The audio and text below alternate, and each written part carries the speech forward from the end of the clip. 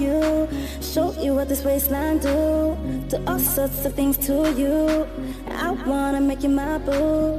Now I want to wine on you, show you what this body do. Put this body. What is up, you guys? It's Dee. Welcome and welcome back to my channel. I would first like to start by apologizing to all my viewers and all my subscribers who have sent in a couple of requests. This video is definitely late, and the videos after this video are definitely also late. This is because of the girl was sick. Okay, I wasn't really sick, but I had a eye situation. I was suffering from like an allergic reaction, and one of my eyes was literally just like shutting down, and it was just a problem. So I couldn't film during that time, and the other time I was at home for the weekend, so I couldn't film when I was at home because my sewing machines are not with me.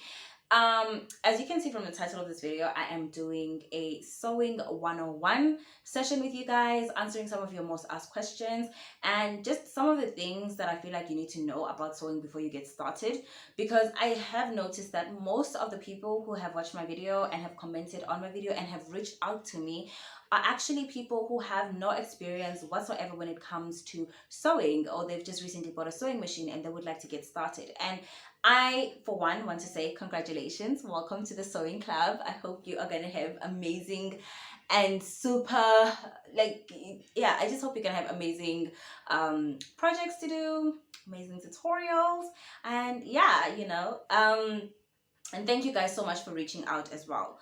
However, I also know that getting started is very overwhelming. I have experienced it the first time when I bought my machine in 2019, and I still hadn't known much about sewing.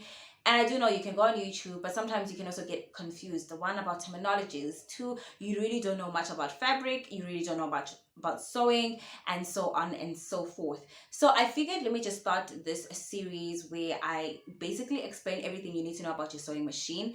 You know, everything you need to know about your overlocker, everything you need to know about sewing, everything you need to know about fabric, because those are really important, especially if you would like to construct beautifully and like beautiful and professional looking attire. Then yeah, then welcome, please stick around. So in this video I'm going to be talking or answering some of your most asked questions regarding your sewing machine, and I will be moving on. In the next video I'll be talking about I'll probably be talking about fabric, understanding fabric and how to tell apart fabric, and how to cut fabric, how to cut certain different types of fabrics, because fabric is also not cut the same way. If you have an understanding of fabric, it will be quite easy for you to develop your own patterns and so on and so forth. So basically, welcome to Fashion First Year Online on YouTube. Hallelujah, bazalwane. Amen. Also, do you guys like this? This is my prototype. I just did this today, and I'm so excited. I love it. Okay, so question number one is, when should you change your needle? Now, this question has multiple answers to it. Usually, at school, now I'm gonna give you my two responses. At school, we always change our needle after every project. So if we are constructing jeans, then you will use that needle until you are done constructing your jean. Once you are done constructing your jean, that needle will be thrown away. Nobody else can use that needle because it has lived its lifespan, and we must move on now. Oh, this lighting looks terrible, but anyways, let's move on. However, I here at home, when I am sewing, I usually tend to throw away my needles. Maybe, for instance, say if I am, maybe after every 3 projects. Yeah, let's just say that, just to be safe, after every 3 to 4 projects, especially if that project requires the same needle size, because needles are different. There are different needles for different fabrics.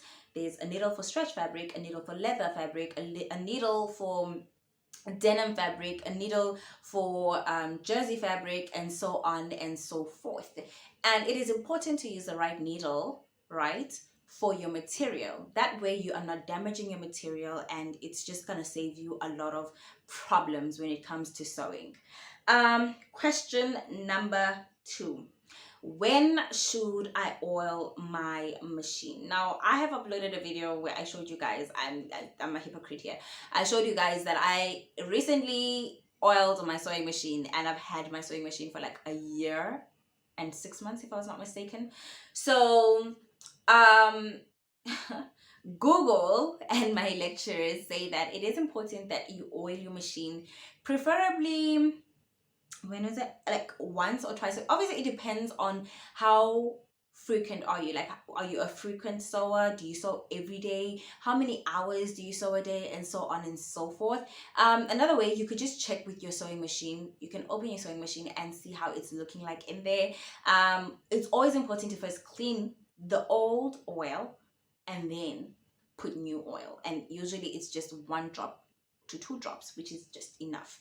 Do not over oil your machine, because of that oil can drip onto your project, and the last thing you want is an oil stain on your fabric, especially if you are, starting a business or stuff like that. You really don't want to send, oiled up clothes to your customers. So yeah, so that is my student professional advice as to when and how many times you can oil your machine. Now, I'm not a frequent user of my sewing machine at home. Most of the time I just use the sewing machine at school. I'm only now starting to learn how to make my own clothes and so on and so, okay, not learn, but I'm only now starting to make my own clothes. And as much as I would like to sit behind my sewing machine, I am at school most of the time. So when I get here, I'm tired. Me and the sewing machine don't have a relationship until Saturday. So yeah, let's move on to the next question. Now, why is your sewing machine jamming? So, ever notice sometimes when when you're pressing the pedal of your sewing machine, it just does that sound. Especially if you have an MP cell, then you might be familiar with the sound. There could be multiple reasons as to why it does that. First of all, at school we are taught, I will show you a small clip here. We are taught that when you start sewing, right, before you can even start using the foot pedal of your sewing machine, you first have to turn the wheel yourself. You have to basically turn it towards you. That way the needle goes in and then it comes right out again. Then only can you start sewing with the pedal. So sometimes when I don't do that, my machine jams. So I always go back and I just turn it myself and then start sewing. Another reason why this is happening is that, one, sorry, I am looking at the answers. I didn't want to forget them, so I'm looking in my notebook. One, it could be that there is a clogging in your bobbin. So sometimes what happens is that your bobbin, right inside in the bobbin case, it can end up getting tangled. Now, obviously, if it is tangled, your needle cannot take in that thread. So sometimes your machine will jam, and it's important to pay attention to what your machine is saying to you, any sound, any noises, whatever, because it can really help you to understand, your sewing machine and what it needs. So sometimes your material can clog, or your thread can clog up at the bottom, and it can cause your machine to it can cause your machine to jam, and that's basically your machine telling you that, sorry sis, you better fix me or else I'm gonna break. So yeah, another reason, it could be that your tension is too loose. So yes, sometimes your tension could be too loose for specifically the material that you're dealing with. Like, each material, one thing I've learned is that each material may have its own, and it does have its own settings when it comes to tension. Tension is not the same for all materials. So sometimes it's really important that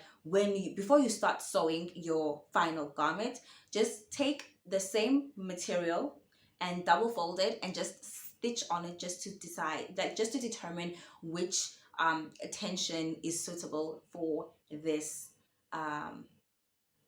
material. And sometimes it could be that your needle is not inserted in correctly. So it is always important that you learn how to insert your needle correctly. Now, if you are new into the sewing game, then what I would suggest is, whenever you take out your needle, be sure to like look at the direction that it's facing, especially like the flat side of your needle.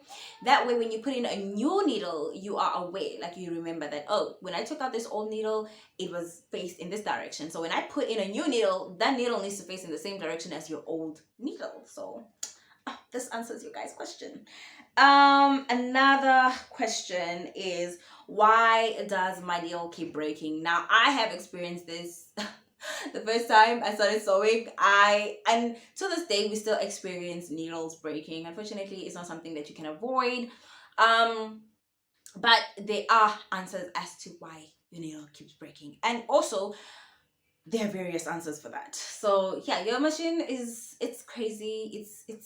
It's just something that you're gonna have to learn to know and understand yourself, you know. So number one is that, one, it's either your machine is not probably, like, it's not properly threaded, so this can cause your needle to break. I've experienced that, believe it or not. I know it's like, what does threading a machine have to do with a needle? Sis, it's all heard.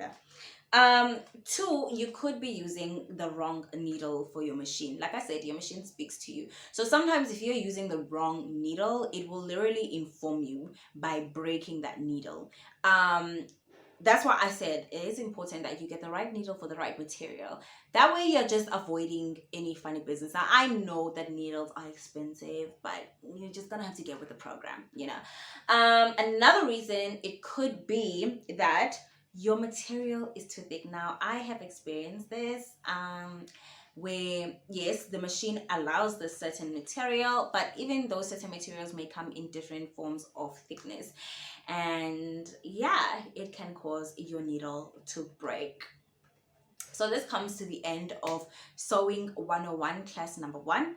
And I hope that this answers some of your guys' questions. I will be coming back with another video explaining other terminologies and so on and so forth. This way you can be prepared to mentally deal with sewing. So I hope this video was informative, and I really hope that I've answered most of your questions. Also, I had somebody who actually asked me a question about their machine. Apparently she used a rather hard material. Now I will repeat this, guys. Every time you get a new machine, you get a thing called a manual. It's a manual book, and in your manual book, it kind of gives, it actually does, yes, it does tell you, I think it's like at the last few pages, they give you a list of all the different types of materials this machine can work with, and obviously it has been tested, so you should be aware of what type of materials you can use and how thick those materials can be before your machine breaks. Because sometimes when you deal with the wrong material, like I probably wouldn't be able to sew leather on this machine. It's not even a chance that I'm willing to take, because I know that my domesticated baby is just not strong enough.